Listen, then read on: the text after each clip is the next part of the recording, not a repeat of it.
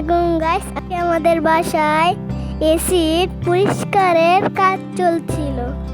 তখন হঠাৎ আমরা পাখির কিচিরমিচির শুনতে পাই। পর আমি আমার মামাকে ডাক দিই, পর আমি নানিকেও ডাক দিই।